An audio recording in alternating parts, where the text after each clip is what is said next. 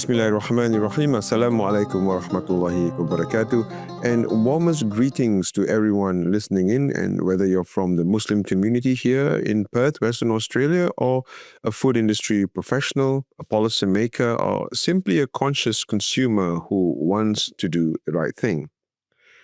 Welcome to a special edition of Reflections in Faith podcast. I'm your host, Farhad Omar, and I want to have an honest, practical, hopefully enlightening conversation with you today, one that speaks to both faith and function. As a trained and accredited Halal auditor with years of experience in compliance, certification systems, and community outreach, I've seen firsthand the beauty of what halal truly means and the unfortunate gaps that exists, particularly here in Western multicultural societies in Western Australia and Perth. So today's episode is specially titled The Importance of Being Halal Aware: Compliance, Auditing, and Surveillance. So let's begin by understanding what is halal awareness. Let's define the term halal awareness and what it really means. It's not just about what we don't eat. No pork, no alcohol. That's just the surface. Halal is a comprehensive framework. It covers everything from sourcing our ingredients from certified halal suppliers, the handling, utensils, preparation areas, and storage containers free from cross-contamination. Staff training. Do the workers understand what halal procedures are and how to uphold them? Documentation and traceability. Can we track where food items came from and how they are handled? Hygiene and safety. Do cleaning products contain non-halal ingredients? Are they used on shared equipment? Let me give you a simple example. Now imagine a restaurant that serves halal certified chicken, but uses the same deep fryer for both the chicken and seafood battered in beer. That's not halal, even if the meat is.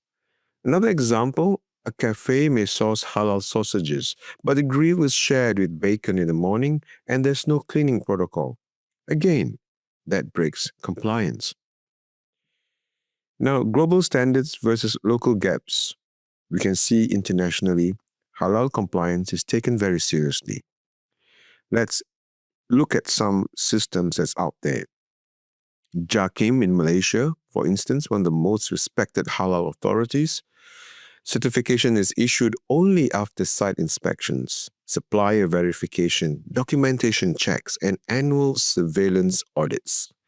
MUIS in Singapore, their Halal MQ system uses a risk-based model where food operators are trained in halal control points, similar to the HACCP or HACCP works in food safety here in Australia.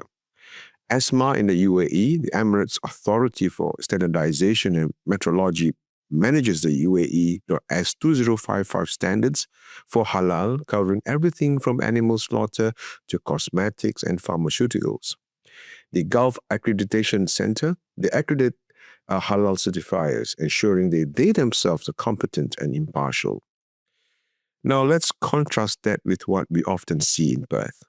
A restaurant gets halal certified once, then continues operating for years without any follow-up. No supplier changes logged, no staff retraining, no site inspections.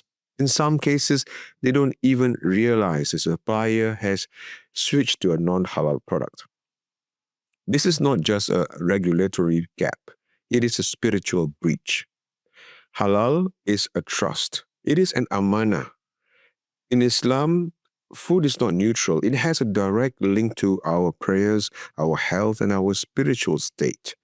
Prophet Muhammad ﷺ taught us that a body nourished by unlawful food is more deserving of the fire.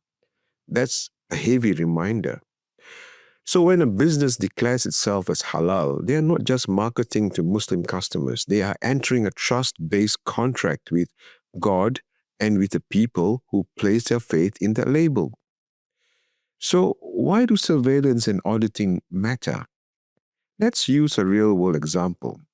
Now imagine you run a food truck.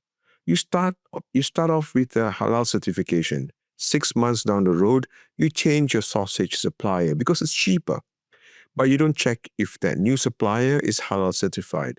No one inspects, no one follows up, and the customers are still assuming all is well. This is where surveillance audits become essential. Audits are not about catching people out. They are a form of community accountability. In Malaysia and Singapore, they are mandatory. Here in Australia, especially in Perth, we need to build that culture from the ground up. Now, a new initiative, which I call Halal Awareness Training Program, which I will bring for you, and very excited to share it with you in the coming months. I'll be launching this program, Halal Awareness Training Program, right here in Perth. Now, this program will be open to everyone, Muslim or non-Muslim, F&B operators, restaurant staff, kitchen managers, baristas, food truck vendors, students in hospitality or food science, parents, educators, and even general consumers who want to understand more on what halal awareness is.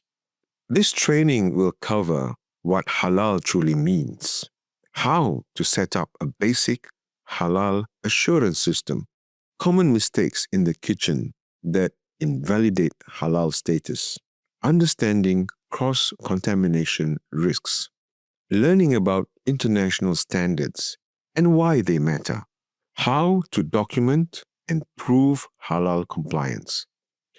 But here is the bigger vision. This isn't just about ticking boxes or issuing certificates. This program is the first step toward building a community-driven auditing framework in Perth, where education is the foundation and accountability becomes the culture. Businesses that complete the training will be better equipped to operate with integrity. And for those who want to go deeper, we will create a network of community-trained halal compliance advocates who can help educate, observe, and uphold standards at a local level. I will be preparing future podcast episodes, which include snippets from the modules which I will be presenting in the training program. I also want you to know I'll be sharing similar episodes in the weeks to come. Each episode, like I said, will be practical, bite-sized lessons you can apply right away or share with others. Whether it's how to clean a shared grill or how to review supplier declarations or what to look for in a reliable halal logo, you'll find it here on the Reflections in Faith podcast series.